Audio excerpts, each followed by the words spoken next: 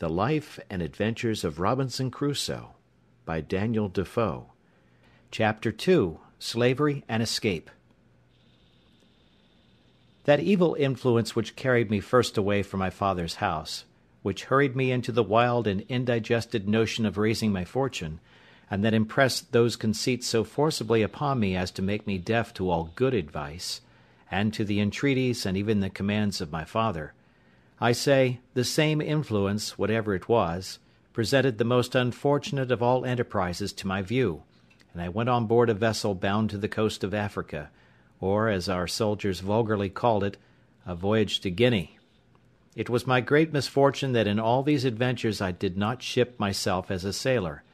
when, though I might indeed have worked a little harder than ordinary, yet at the same time I should have learnt the duty and office of a foremast man, and in time might have qualified myself for a mate or lieutenant, if not for a master. But as it was always my fate to choose for the worse, so I did here, for having money in my pocket and good clothes upon my back, I would always go on board in the habit of a gentleman, and so I neither had any business in the ship, nor learned to do any. It was my lot first of all to fall into pretty good company in London, which does not always happen to such loose and misguided young fellows as I then was, the devil generally not omitting to lay some snare for them very early. But it was not so with me. I first got acquainted with the master of a ship who had been on the coast of Guinea, and who, having had very good success there, was resolved to go again. This captain taking a fancy to my conversation, which was not at all disagreeable at that time, hearing me say I had a mind to see the world, told me if I would go the voyage with him I should be at no expense. I should be his messmate and his companion, and if I could carry anything with me, I should have all the advantage of it that the trade would admit, and perhaps I might meet with some encouragement. I embraced the offer, and entering into a strict friendship with this captain, who was an honest, plain-dealing man, I went the voyage with him, and carried a small adventure with me, which, by the disinterested honesty of my friend the captain, I increased very considerably, for I carried about 40 pounds in such toys and trifles as the captain directed me to buy. These 40 pounds I had mustered together by the assistance of some of my relations whom I corresponded with, and who, I believe, got my father, or at least my mother, to contribute so much as that to my first adventure. This was the only voyage which I may say was successful in all my adventures, which I owe to the integrity and honesty of my friend the captain, under whom also I got a competent knowledge of the mathematics and the rules of navigation, learned how to keep an account of the ship's course, take an observation, and, in short, to understand some things that were needful to be understood by a sailor, for as he took delight to instruct me, I took delight to learn, and, in a word, this voyage made me both a sailor and a merchant, for I brought home 5 pounds 9 ounces of gold dust for my adventure, which yielded me in London, at my return, almost 300 pounds, and this filled me with those aspiring thoughts which have since so completed my ruin. Yet even in this voyage I had my misfortunes too, particularly that I was continually sick, being thrown into a violent calenture by the excessive heat of the climate, our principal trading being upon the coast, from latitude of 15 degrees north even to the line itself. I was now set up for a Guinea trader, and my friend, to my great misfortune, dying soon after his arrival, I resolved to go the same voyage again, and I embarked in the same vessel with one who was his mate in the former voyage, had now got command of the ship. This was the unhappiest voyage that ever man made, for though I did not carry quite 100 pounds of my new gained wealth, so that I had 200 pounds left, which I lodged with my friend's widow, who was very just to me, yet I fell into terrible misfortunes. The first was this: our ship making her course towards the Canary Islands, or rather between those islands and the African shore, was surprised in the grey of the morning by a Turkish rover of Sallee, who gave chase to us with all the sail she could make. We crowded also as much canvas as our yards would spread, or our masts carry, to get clear, but finding the pirate gained upon us, and would certainly come up with us in a few hours, we prepared to fight, our ship having 12 guns, and the rogue 18. About 3 in the afternoon he came up with us, and bringing to, by mistake, just athwart our quarter, instead of athwart our stern, as he intended, we brought 8 of our guns to bear on that side, and poured in a broadside upon him, which made him sheer off again, after returning our fire, and pouring in also his small shot from near 200 men which he had on board. However, we had not a man touched, all our men keeping close. He prepared to attack us again, and we to defend ourselves. But laying us on board the next time upon our other quarter, he entered 60 men upon our decks, who immediately fell to cutting and hacking the sails and rigging. We plied them with small shot, half-pikes, powder chests, and such like, and cleared our deck of them twice. However, to cut short this melancholy part of our story, our ship being disabled, and 3 of our men killed and 8 wounded, we were obliged to yield, and were carried all prisoners into Sallee, a port belonging to the Moors. The usage I had there was not so dreadful as at first I apprehended, nor was I carried up the country to the Emperor's court, as the rest of our men were, but was kept by the captain of the rover as his proper prize, and made his slave, being young and nimble, and fit for his business. At this surprising change of my circumstances, from a merchant to a miserable slave, I was perfectly overwhelmed, and now I looked back upon my father's prophetic discourse to me, that I should be miserable and have none to relieve me, which I thought was now so effectually brought to pass that I could not be worse.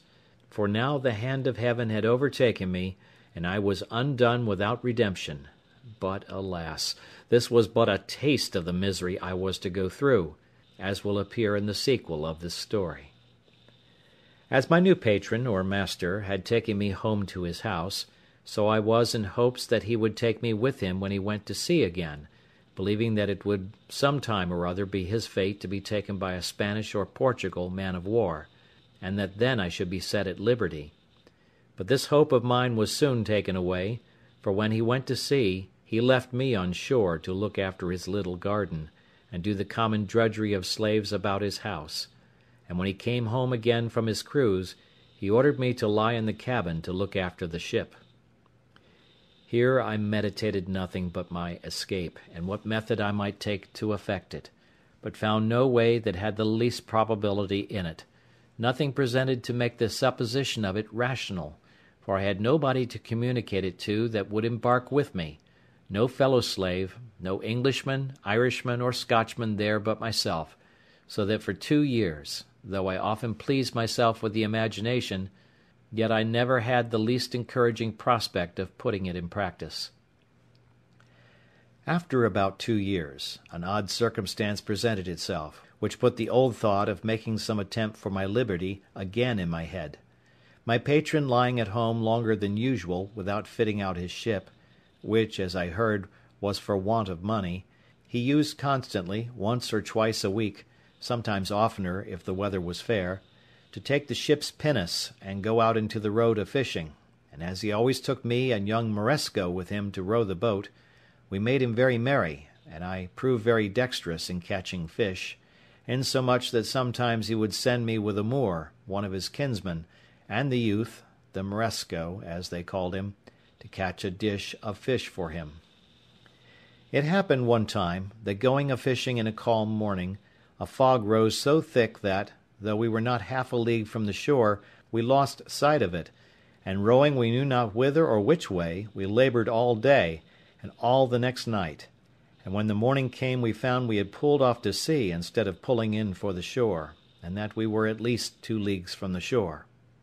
However, we got well in again, though with a great deal of labour and some danger, for the wind began to blow pretty fresh in the morning, but we were all very hungry. But our patron, warned by this disaster, resolved to take more care of himself for the future, and having lying by him the longboat of our English ship that he had taken, he resolved he would not go a-fishing any more without a compass and some provision, so he ordered the carpenter of his ship, who was also an English slave, to build a little state-room or cabin in the middle of the longboat, like that of a barge, with a place to stand behind it to steer, and haul home the main-sheet, the room before for a hand or two to stand and work the sails. She sailed with what we call a shoulder of mutton sail, and the boom jibed over the top of the cabin, which lay very snug and low, and had in it room for him to lie, with a slave or two, and a table to eat on, with some small lockers to put in some bottles of such liquor as he thought fit to drink, and his bread, rice, and coffee. We went frequently out with this boat a-fishing, and as I was most dexterous to catch fish for him, he never went without me. It happened that he had appointed to go out in this boat, either for pleasure or for fish, with 2 or 3 Moors of some distinction in that place, and for whom he had provided extraordinarily, and had therefore sent on board the boat overnight a larger store of provisions than ordinary, and had ordered me to get ready 3 fusees with powder and shot, which were on board his ship, so that they designed some sport of fowling as well as fishing. I got all things ready as he had directed, and waited the next morning with the boat washed clean, her ancient and pendants out, and everything to accommodate his guests, when by and by my patron came on board alone, and told me his guests had put off going from some business that fell out, and ordered me, with the man and boy, as usual, to go out with the boat and catch them some fish, so that his friends were to sup at his house, and commanded that as soon as I got some fish I should bring it home to his house, all of which I prepared to do. This moment my former notions of deliverance darted into my thoughts, for now I found I was likely to have a little ship at my command, and my master being gone, I prepared to furnish myself, not for fishing business, but for a voyage, though I knew not, neither did I so much as consider, whither I should steer. Anywhere to get out of that place was my desire. My first contrivance was to make a pretence to speak to this Moor, to get something for our subsistence on board, for I told him we must not presume to eat of our patron's bread. He said that was true, so he brought a large basket of rusk or biscuit, and 3 jars of fresh water into the boat. I knew where my patron's case of bottles stood, which it was evident, by the make, were taken out of some English prize, and I conveyed them into the boat while the Moor was on shore, as if they had been there before for our master. I conveyed also a great lump of beeswax into the boat, which weighed about 1/2 hundredweight, with a parcel of twine or thread, a hatchet, a saw, and a hammer, all of which were of great use to us afterwards, especially the wax, to make candles. Another trick I tried upon him, which he innocently came into also. His name was Ismail, which they call Muley or Moly, so I called to him, "Moly," said I, "our patron's guns are on board the boat. Can you not get a little powder and shot? It may be we may kill some alcamies, a fowl like our curlews, for ourselves, for I know he keeps the gunner's stores in the ship." "Yes," says he, "I'll bring some." And accordingly he brought a great leather pouch, which held 1.5 pounds of powder, or rather more, and another with shot, that had 5 or 6 pounds, with some bullets, and put all into the boat. At the same time I had found some powder of my master's in the great cabin, with which I filled one of the large bottles in the case, which was almost empty, pouring what was in it into another, and thus furnished with everything needful, we sailed out of the port to fish. The castle, which is at the entrance of the port, knew who we were, and took no notice of us, and we were not above a mile out of port before we hauled in our sail and set us down to fish. The wind blew from the north-northeast, which was contrary to my desire, for had it blown southerly I had been sure to have made the coast of Spain, and at least reached to the Bay of Cadiz, but my resolutions were, blow which way it would, I would be gone from that horrid place where I was, and leave the rest to fate. After we had fished some time and caught nothing, for when I had fish on my hook I would not pull them up, that he might not see them, I said to the Moor,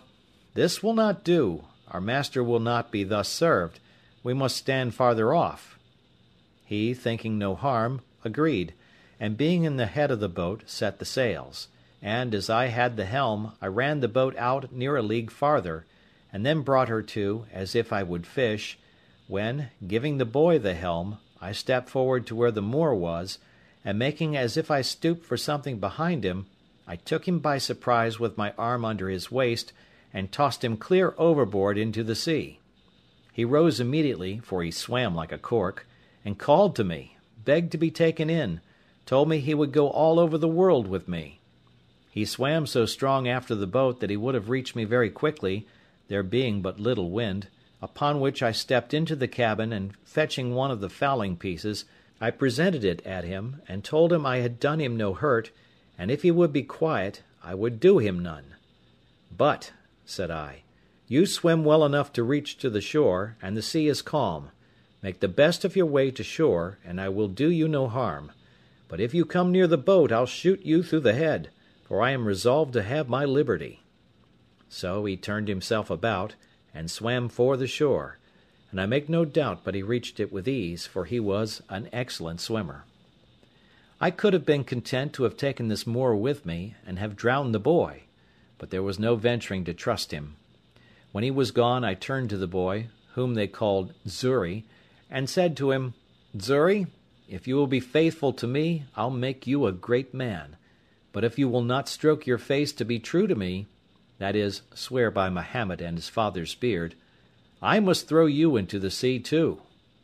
The boy smiled in my face, and spoke so innocently that I could not distrust him, and swore to be faithful to me, and go all over the world with me. While I was in view of the Moor that was swimming, I stood out directly to sea with the boat, rather stretching to windward, that they might think me gone toward the strait's mouth, as indeed any one that had been in their wits must have been supposed to do. For who would have supposed we were sailed on to the southward, to the truly barbarian coast, where whole nations of negroes were sure to surround us with their canoes and destroy us, where we could not go on shore but we should be devoured by savage beasts, or more merciless savages of humankind? But as soon as it grew dusk in the evening, I changed my course, and steered directly south and by east, bending my course a little towards the east, that I might keep in with the shore, and having a fair fresh gale of wind, and a smooth quiet sea, I made such sail that I believe by the next day, at 3 o'clock in the afternoon, when I first made the land, I could not be less than 150 miles south of Sallee, quite beyond the Emperor of Morocco's dominions, or indeed of any other king thereabouts, for we saw no people. Yet such was the fright I had taken of the Moors, and the dreadful apprehensions I had of falling into their hands, that I would not stop, or go on shore, or come to an anchor, the wind continuing fair till I had sailed in that manner 5 days, and then the wind shifting to the southward. I concluded also that if any of our vessels were in chase of me, they also would now give over. So I ventured to make to the coast, and came to an anchor in the mouth of a little river, I knew not what, nor where, neither what latitude, what country, what nation, or what river. I neither saw nor desired to see any people. The principal thing I wanted was fresh water. We came into this creek in the evening, resolving to swim on shore as soon as it was dark, and discover the country. But as soon as it was quite dark, we heard such dreadful noises of the barking, roaring, and howling of wild creatures, of we knew not what kinds, that the poor boy was ready to die with fear, and begged of me not to go on shore till day. Well, Xury, said I, then I won't. But it may be that we may see men by day, who will be as bad to us as those lions. Then we give them the shoot-gun, says Xury, laughing. Make them run way. Such English Xury spoke by conversing among us slaves. However, I was glad to see the boy so cheerful, and I gave him a dram, out of our patron's case of bottles, to cheer him up. After all, Xury's advice was good, and I took it. We dropped our little anchor, and lay still all night. I say still, for we slept none, for in 2 or 3 hours we saw vast great creatures, we knew not what to call them, of many sorts, come down to the seashore and run into the water, wallowing and washing themselves for the pleasure of cooling themselves, and they made such hideous howlings and yellings that I never indeed heard the like. Xury was dreadfully frighted, and indeed so was I too, but we were both more frighted when we heard one of these mighty creatures come swimming towards our boat. We could not see him, but we might hear him by his blowing to be a monstrous, huge, and furious beast. Xury said it was a lion, and it might be so for aught I know, but poor Xury cried to me to weigh the anchor and row away. No, says I, Xury, we can slip our cable, with the buoy to it, and go off to sea. They cannot follow us far."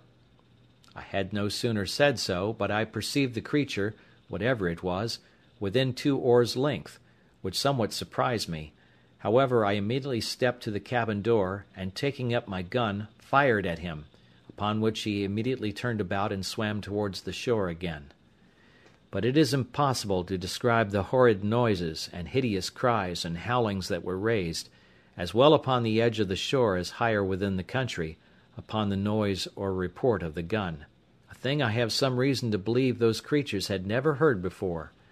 This convinced me that there was no going on shore for us in the night on that coast, and how to venture on shore in the day was another question too. For to have fallen into the hands of any of the savages had been as bad as to have fallen into the hands of the lions and tigers. At least we were equally apprehensive of the danger of it. Be that as it would, we were obliged to go on shore somewhere or other for water, for we had not a pint left in the boat. When and where to get to it was the point. Xury said if I would let him go on shore with one of the jars, he would find if there was any water, and bring some to me. I asked him why he would go, why I should not go, and he stay in the boat. The boy answered with so much affection as made me love him ever after. Says he, "If wild men come, they eat me, you go way." "Well, Xury," said I, "we will both go, and if the wild mans come, we will kill them. They shall eat neither of us." So I gave Xury a piece of rusk bread to eat, and a dram out of our patron's case of bottles which I mentioned before, and we hauled the boat in as near the shore as we thought was proper, and so waded on shore, carrying nothing but our arms and 2 jars for water. I did not care to go out of sight of the boat, fearing the coming of canoes with savages down the river, but the boy seeing a low place about a mile up the country, rambled to it, and by I saw him come running towards me. I thought he was pursued by some savage, or frighted with some wild beast, and I ran forward towards him to help him, but when I came nearer to him I saw something hanging over his shoulders, which was a creature that he had shot, like a hare, but different in colour, and longer legs. However, we were very glad of it, and it was very good meat, but the great joy that poor Xury came with was to tell me he had found good water and seen no wild mans. But we found afterwards that we need not take such pains for water, for a little higher up the creek where we were we found the water fresh when the tide was out, which flowed but a little way up. So we filled our jars, and feasted on the hare he had killed, and prepared to go on our way, having seen no footsteps of any human creature in that part of the country. As I had been one voyage to this coast before, I knew very well that the islands of the Canaries, and the Cape de Verde islands also, lay not far off from the coast; but as I had no instruments to take an observation to know what latitude we were in, and not exactly knowing, or at least remembering, what latitude they were in, I knew not where to look for them, or when to stand off to sea towards them. Otherwise I might now easily have found some of these islands. But my hope was, that if I stood along this coast till I came to that part where the English traded, I should find some of their vessels upon their usual design of trade, that would relieve and take us in. By the best of my calculation, that place where I now was must be that country which, lying between the Emperor of Morocco's dominions and the Negroes, lies waste and uninhabited, except by wild beasts, the Negroes having abandoned it and gone farther south for fear of the Moors, and the Moors not thinking it worth inhabiting by reason of its barrenness, and indeed both forsaking it because of the prodigious number of tigers, lions, leopards, and other furious creatures which harbour there, so that the Moors use it for their hunting only, where they go like an army, 2,000 or 3,000 men at a time; and indeed for near 100 miles together upon this coast we saw nothing but a waste, uninhabited country by day, and heard nothing but howlings and roaring of wild beasts by night. Once or twice in the daytime I thought I saw the Pico of Teneriffe, being the high top of the mountain Teneriffe in the Canaries, and had a great mind to venture out, in hopes of reaching thither; but having tried twice, I was forced in again by contrary winds, the sea also going too high for my little vessel; so I resolved to pursue my first design, and keep along the shore. Several times I was obliged to land for fresh water after we had left this place, and once in particular, being early in morning, we came to an anchor under a little point of land, which was pretty high, and the tide beginning to flow, we lay still to go farther in. Xury, whose eyes were more about him than it seems mine were, calls softly to me, and tells me that we had best go farther off the shore. For, says he, look, yonder lies a dreadful monster on the side of that hillock fast asleep. I looked where he pointed, and saw a dreadful monster indeed, for it was a terrible great lion that lay on the side of the shore, under the shade of a piece of the hill that hung, as it were, a little over him. Xury, says I, you shall on shore and kill him. Xury looked frighted, and said, me kill, he eat me at one mouth. One mouthful he meant. However, I said no more to the boy, but bade him lie still, and I took our biggest gun, which was almost musket bore, and loaded it with a good charge of powder and with 2 slugs, and laid it down. Then I loaded another gun with 2 bullets, and the third, for we had 3 pieces, I loaded with 5 smaller bullets.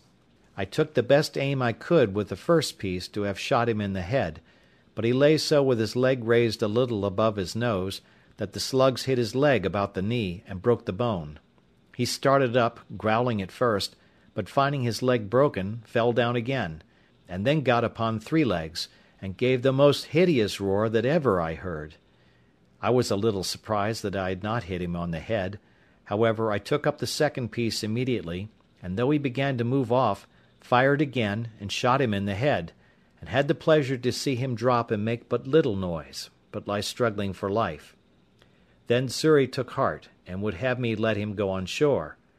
Well, go, said I. So the boy jumped into the water, and taking a little gun in one hand, swam to the shore with the other hand, and coming close to the creature, put the muzzle of the piece to his ear, and shot him in the head again, which dispatched him quite. This was game indeed to us, but this was no food, and I was very sorry to lose 3 charges of powder and shot upon a creature that was good for nothing to us. However, Xury said he would have some of him, so he comes on board and asked me to give him the hatchet. For what, Xury? Said I. Me cut off his head, said he. However, Xury could not cut off his head, but he cut off a foot and brought it with him, and it was a monstrous great one. I bethought myself, however, that perhaps the skin of him might, one way or other, be of some value to us, and I resolved to take his skin if I could. So Xury and I went to work with him, but Xury was much the better workman at it, for I knew very ill how to do it. Indeed, it took us both up the whole day, but at last we got off the hide of him, and spreading it on top of our cabin, the sun effectually dried it in 2 days' time, and it afterwards served me to lie upon. End of chapter 2.